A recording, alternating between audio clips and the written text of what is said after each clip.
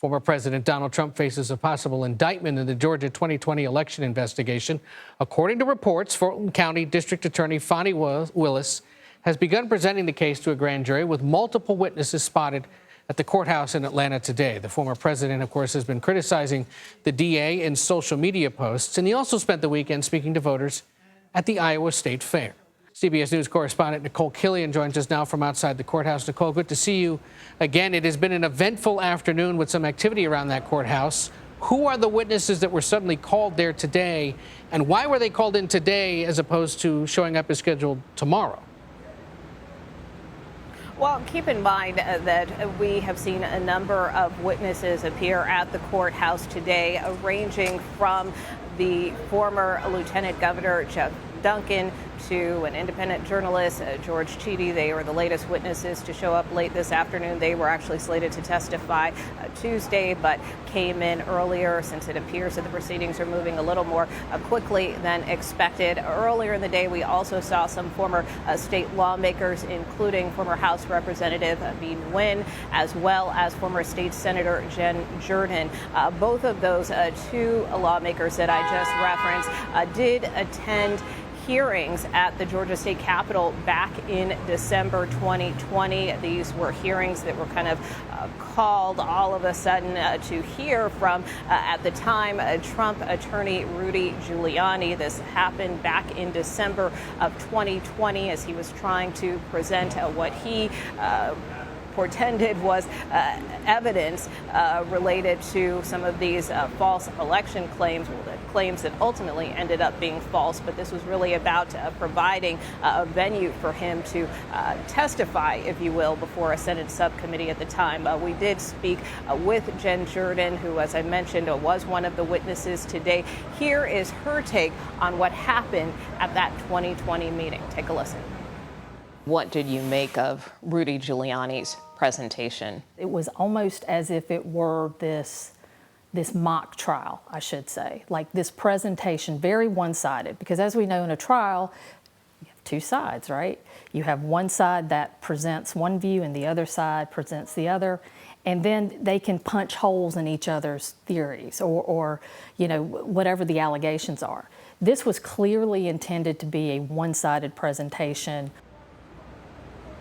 So, Nikole, remind us now, Jordan also. Go ahead.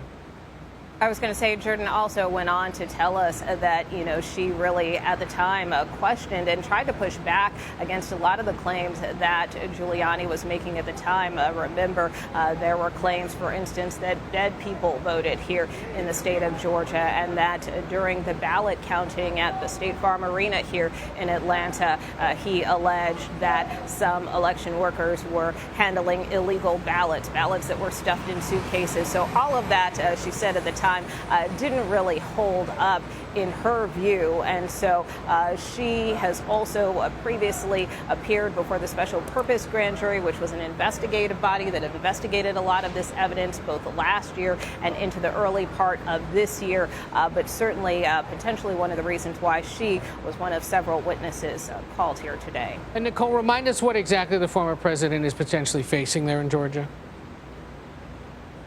Oh, well, look, it remains to be seen, but certainly there is the expectation that he could be potentially facing a fourth indictment. As you very well know, this is a sprawling case, and, you know, it ranges from investigating that call that the former president had with Secretary of State Brad Raffensperger to this false slate of electors that convened in the state capitol to even a voting equipment breach in a rural county here outside of Atlanta. So this is really wide-ranging. A lot of legal experts we have talked to have suggested that it's possible the district attorney could ultimately pursue racketeering charges simply because of the involvement of so many individuals potentially in this case, that racketeering is a tool that prosecutors can use to try to tie all of their evidence together, tie a narrative together. So that is what we will be watching for more specifically as this grand jury continues to convene and ultimately will at some point return a charging decision. And quickly, Nikole, it doesn't look like there's much of a crowd behind you. Is there still a concern about security if or when some kind of indictment is handed down? Absolutely. Well, certainly the security barricades remain up. You've got, sheriff's deputies standing on the corner behind me. And a lot of that has to do with the fact that there have been threats made against the district attorney and other county officials. So that is a big reason why you're seeing so much security here around the courthouse, which is likely to continue at least through much of this week. All right, Nikole Killion there for us in Atlanta, keeping a close eye on that Fulton County Courthouse. We will be back to you if there is more information tonight. Thank you for now.